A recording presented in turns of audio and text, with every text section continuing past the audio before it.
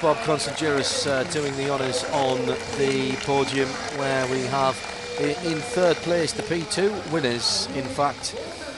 So that is the G-Drive team, G-Drive Racing team, the Oreca 03 Nissan of Roman Rusinov, John Martin and Майка Конвея. We wait to see what their plans are for next year. They've been talking about teaming up with the F Corsa for maybe 2 prototypes, maybe a GT attack, but Roman not happy that he's been upgraded to a gold. I have to say, he drove very well today and his times were right there with the pros. In second place, it is the outgoing world champions, the #1 Audi Sport Team Yost squad, with the e-tron Quattro R18 hybrid of Andre Lotterer, Benoit Treluet and Marcel Fessler. And what fine world champions they have been as well, as they raise their trophy. And the biggest trophies and the biggest cheer, I'm sure, for the guys on the middle step, the top step of the podium, for Toyota Racing, the TSO 30 hybrid. Well done to the #8 crew, Anthony Davidson, Sebastian Buemi and Stefan Sarazan.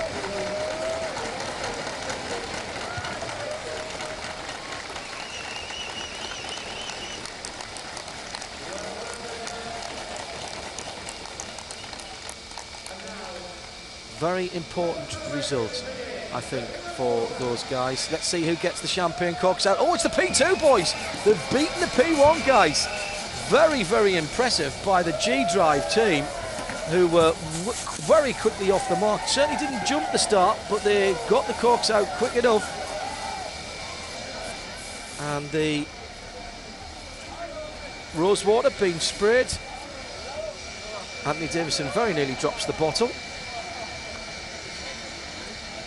And a lot of respect on that of the 35 Oak Racing team. Drivers' Championship in there, Morgan, powered by Nissan, Bertrand Baguette, Ricardo Gonzalez and Martin Plowman. Truly international effort there. A Belgian, a Mexican and a Briton in a French-entered car with a Japanese engine and an English line. An all-British effort there, with 2 Brits in a quintessentially British car. One might say 2 Englishmen in a quintessentially English car this weekend. And I don't want to upset anybody by saying that, but I think that is very true.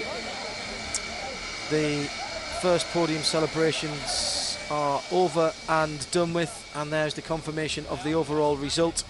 1 minute and 10 seconds separated Toyota Racing from the rest of the field, headed by Audi Sport, and G-Drive Racing win P2 in third place on the podium, as you've seen, ahead of Oak Racing by just over 1 minute and 9 seconds, and it was another 30 odd seconds back to third place for Greaves. Aston Martin Racing taking the AM category, and Ferrari 51 taking the Pro category. A lot of non-finishes and not classified cars in this race of attrition under the new lights here at the Bahrain International Circuit.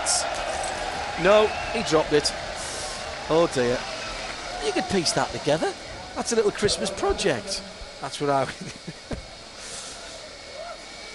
On the screen now, thank you everyone for a fantastic season. See you in 2014 from the guys at Alcamel and Race Control. Well, Wolfgang Reed and Belgian holding up the Belgian flag, as well as Bertrand Baguette. There are a lot of happy low countries. Happy people in the low countries. Now, what we're getting now is the P2 podium. Greaves Sci-Tech. The 24 Morgan Oak and the 26 on the top step. Jamie Campbell-Walter, despite his English sounding name, is Scottish, so it is a British victory.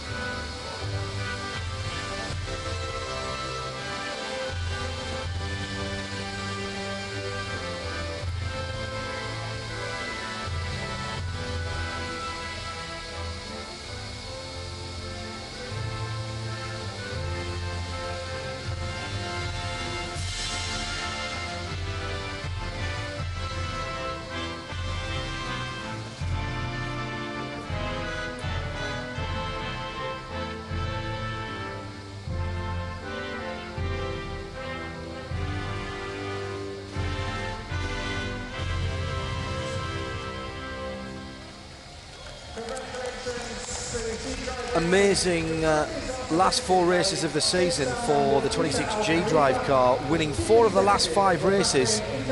They missed the driver's title, but fantastic in a fantastic dominance, Graham Goodwin of dailysportscar.com, especially in a Pro-Am category. So we'll get Graham in a moment as we're presenting the P2 to Greaves, the 41 Zytek Nissan, and Bjorn Verdheim, Wolfgang Rieck, first timer, John Lancaster second to the guys from the 24 Oak Racing, Morgan Nissan, Olivier Pla, David Ennemeyer, Hansen, Alex Brundle, and of course our winners we've already seen on the overall podium.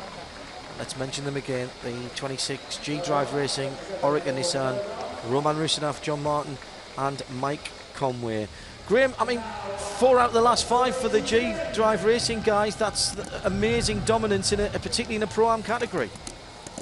It is, and they'll be kicking themselves, John, for the poor start they had to the season, I'm sure, because in terms of the overall results we saw in the latter part of the season, they absolutely dominated. But just looking at the guys across that podium, you've got great teams, some really great drivers, and let's not forget, never forget, the contribution by the less professional, the more amateur drivers, in this class in particular. It's absolutely come alive as LMP2, and it's outperformed in every way what we thought this relatively new LMP formula could when we first saw it, what seems like just 2 or 3 years ago, but it's a little longer than that. But it's just been a great season. Great teams, great cars, some great racing, some absolute soaring highs, and as you were quite rightly mentioning a little while ago, John, some terrific lows as well, I'm afraid. And unfortunately, a lot of those have come the way of Aston Martin, and there's another one today with who could have predicted that in GT Pro? No, indeed. Bertrand Baguette, Martin Plowman, Ricardo Gonzalez, and 141.5 points from Alex Brundle, David Ennemeyer Hansen, and Olivier Pla and John Martin, all on 132.5. And the teams: Oak Racing first and second in the team's classification, with G-Drive Racing in 3rd position, 141.5, 134.5, 132. PCOM in with a chance for so long, sitting in 4th position. No longer fast and fragile, these P2s, Graham, and we've seen as well when they're the top class in the ELMS, they are certainly entertaining enough to hold a race and hold attention of a race on their own. We've seen it, haven't we? You're quite right, John, in the ELMS. We hope for greater things to come in the Asian Le Mans Series 2. We yet to see what friends across in North America can actually produce with their travails at the moment. But it's been entertainment all by itself. And what have we had bookending that? We've had fabulous LMP1 action, absolutely fabulous LMP1 action, and really great news to see Tota coming with a race win against what is still an Audi steamroller, and a hugely impressive one of that. And then GTE has been epic, absolutely epic all year.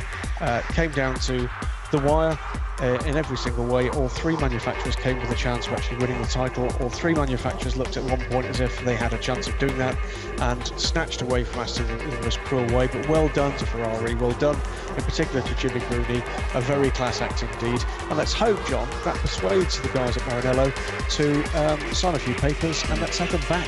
Oh yes, absolutely. I think the experiment of the later start here with the floodlights, I know it was a bit of certainly an experiment to prove the concept for Formula 1. However, I liked it. I don't care what the reasoning was behind it. I think it's a great idea. It gave the race a different atmosphere, a very special atmosphere, as we raced mostly in the evening time. And I tell you now, when Formula 1 come back in 2014 and all of those lights on, my goodness, that is going to be a sight to behold.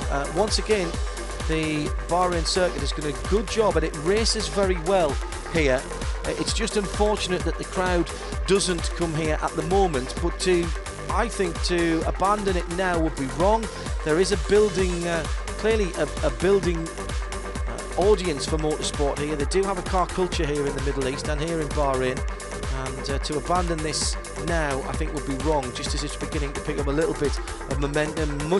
Many more hospitality places